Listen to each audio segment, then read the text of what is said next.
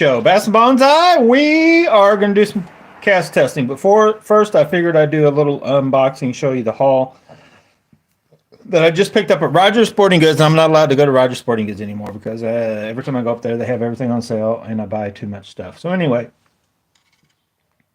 we picked up the Dobyns rod. I've been debating about this. Is kind of what I went up there for because they were selling those for originally $339.99, $199. This should fit right in. If you follow the channel, should go right in along with my, it'd be right there with the Super Destroyer, but this is a 7-foot, basically heavy. Well, we can show you what it says.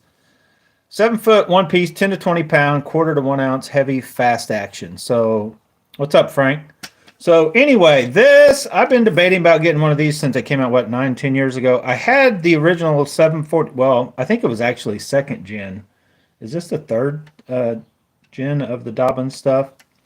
But these have been out for, I'm thinking, 9 or 10 years. When I first saw Gary Dobyns, a video on him on them, and Trey Harple, those guys started getting them. I just never did. I went through other stuff.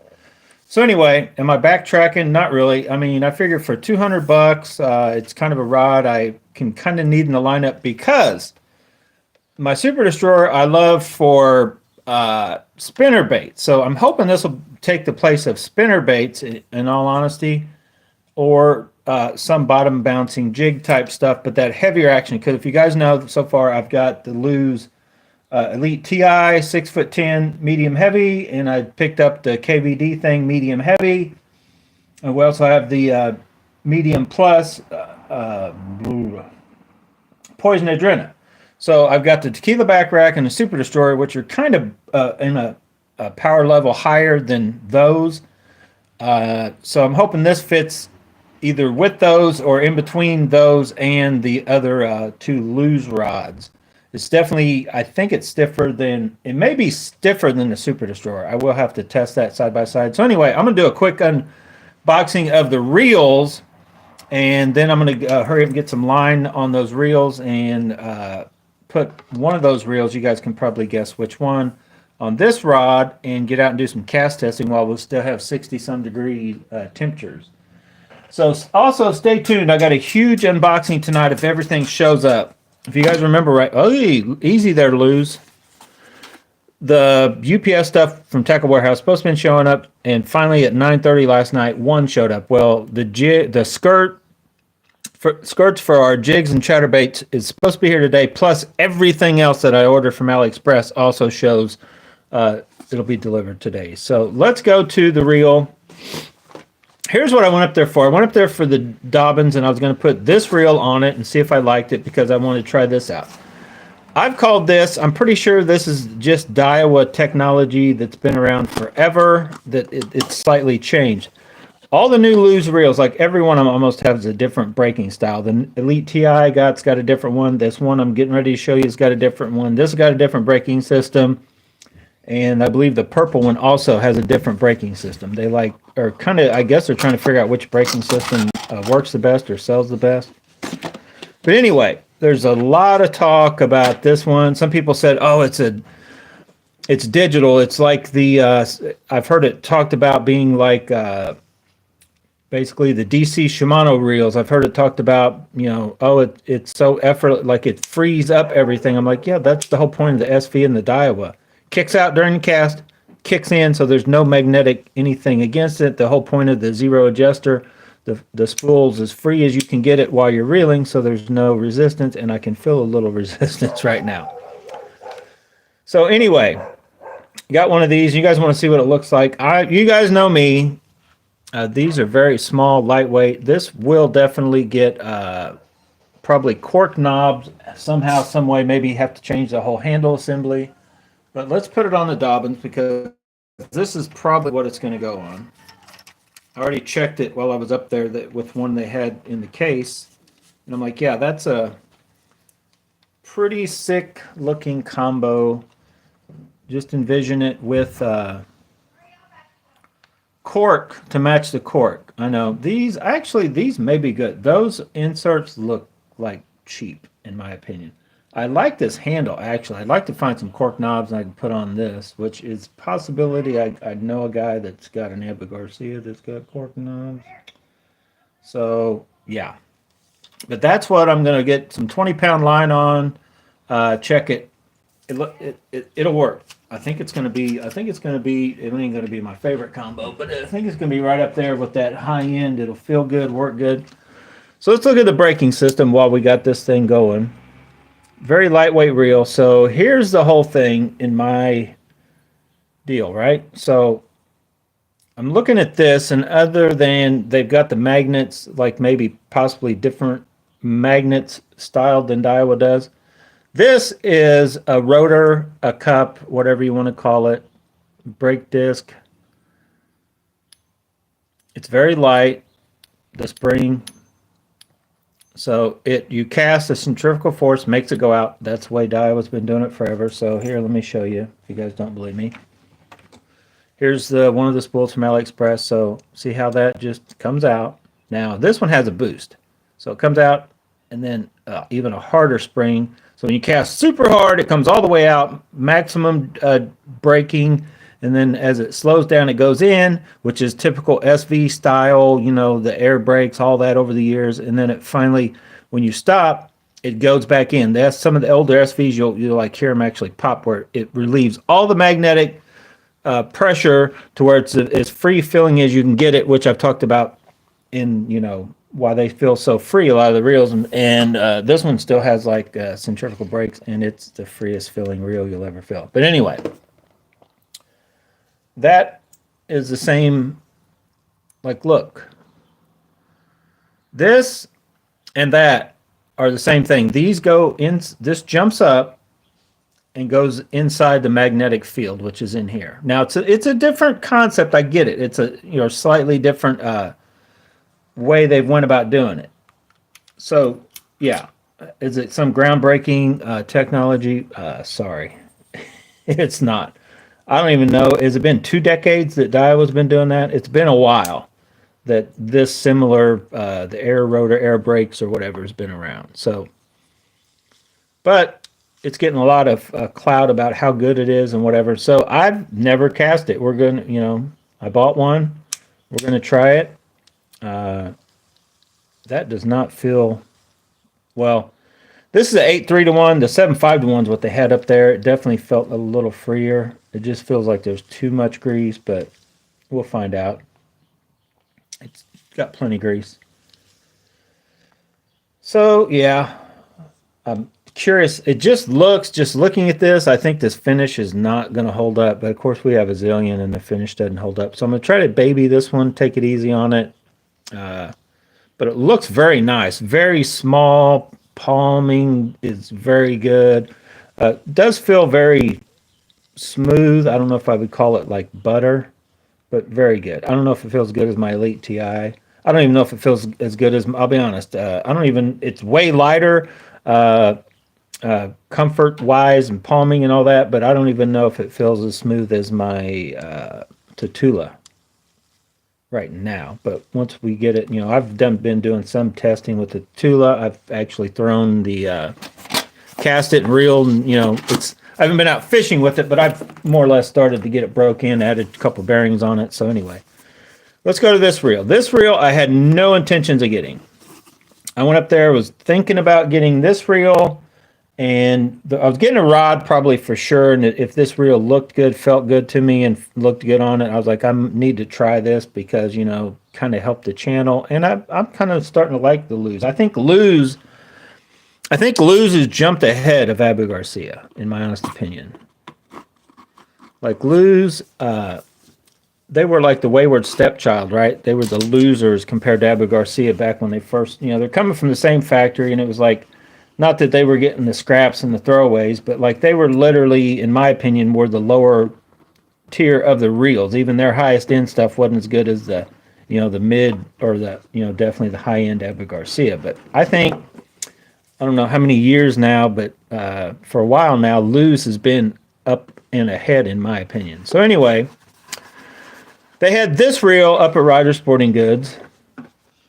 And it's, oh my God, it's got my root beer colored anodization, and this is an insanely light. I think this is even lighter than the Elite TI. I'll be honest, the silvery color I like, but it almost looks cheaply done in my opinion. But this reel sells for 350. They had it on sale for 199. No drag clickers on either one of these, so I'll have to get drag clickers. The drag star does click. I should have checked the other. Clicky clicks everywhere else. Crazy lightweight. Awesome reel. I can tell you right now that this already feels just slightly, it's hard to explain. It almost like I can tell that it feels slightly cheaper than my Elite TI.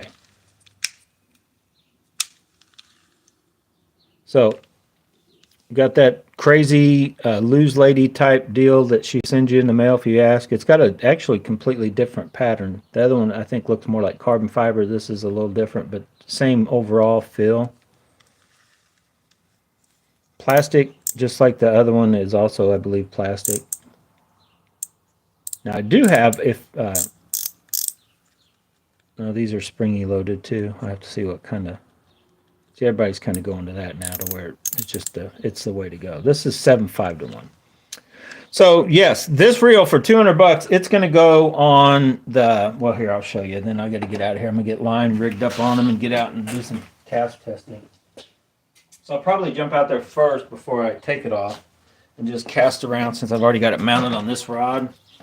If you guys remember right, I went all through the trouble of getting the Tatula rigged up for this Lews Team Signature 610 medium heavy. But now I'm going to go ahead. I'm just going to do it. I'm going to probably, I'll try it now, depending. It's probably going to go on the Lews, right? I'll have two Lews combos. I'll have the Elite TI combo, then I'll have this hypermag on this. You know, they're match made in heaven, right? They're like almost the same exact colors, right? Look at the grips. Look at the grip material. So yeah, 200 bucks. The rod was 100. That's $300 combo. That is sure to be like a very awesome working one. So now I don't even know what to do with that dude. I still technically don't have a reel for the 6'10" medium X Pride. So I might slap this on the X Pride. I might put this on my blade and put the Zillion on the X Pride. I don't know what I'm going to do yet. So I just wanted to get you guys in on the know as I unboxed them and got them open, got them good. Yeah, I don't even know what these things weigh. I just know they're light, and I'm gonna leave them out because I'm putting 20-pound test on both of them. I just showed you the rods basically that they're gonna start out on, and then everything possibility could change, but let's double check the clickies on this one. So you guys comment, which one do you like best? Like, this was originally, they're like $350. I think they were overpriced. The purple one is overpriced. The Elite TI is overpriced at $500. The other one was $400. This was $350. Probably $250 is probably where this should be. The purple one, I don't know if it should be much more. And then the Elite TI, it should probably be about $350. In all seriousness.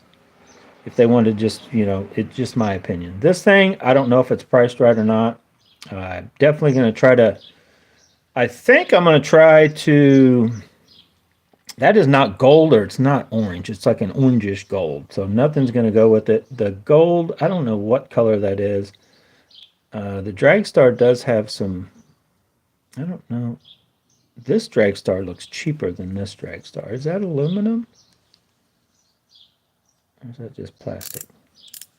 I think that's plastic. But it kind of, I don't know. It'll look all right. I think if it just had cork knobs, I wouldn't change anything other than I'm definitely going to add a drag clicker. So it's got the clicky here. Clicky here. You see how far it moves? Click, and you go back, click. So it's okay, but you kind of, sometimes you even want to fine tune that.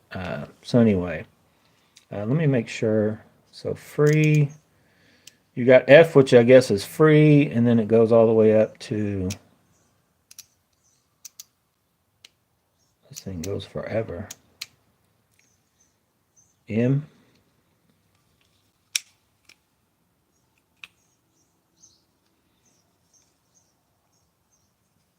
So let's turn it back to free. So freed up. Yeah, it does spin forever. But I always usually, and I never use that speed knot, that little thing. I'm not going to use that. Look how sharp that looks. You guys see that little speed knot thing? I just see my line that cutting right through my line, like when the braid starts to slip. You may not have that issue with the fluoro or something, but if you hear a lot of noise, I got the garage door. It was actually, I come down here, it was colder in here than it is outside right at the moment, so I just opened the door. And anyway, we're going to get those rigged up and get out here.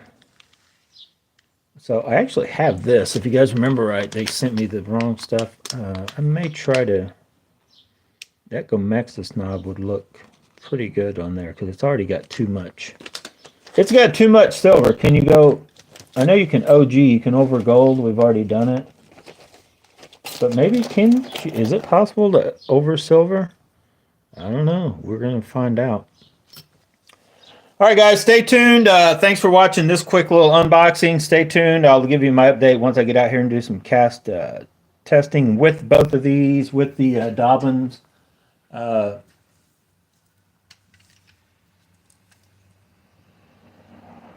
Dobyns rods. This is the DX704C. They have 703C up there that it wasn't marked down. It was over in the regular thing. And I tested these. One thing I like about the rods, when you go up and buy them at Rogers, I tested the spline on it. And this one's splined just right.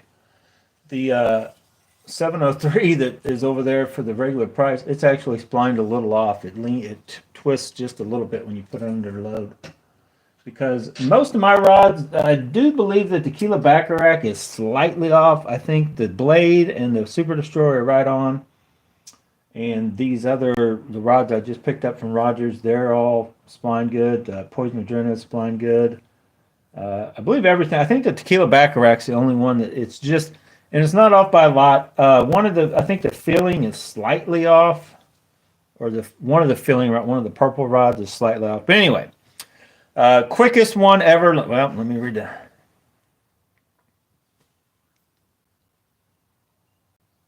How far this finish goes. Silver.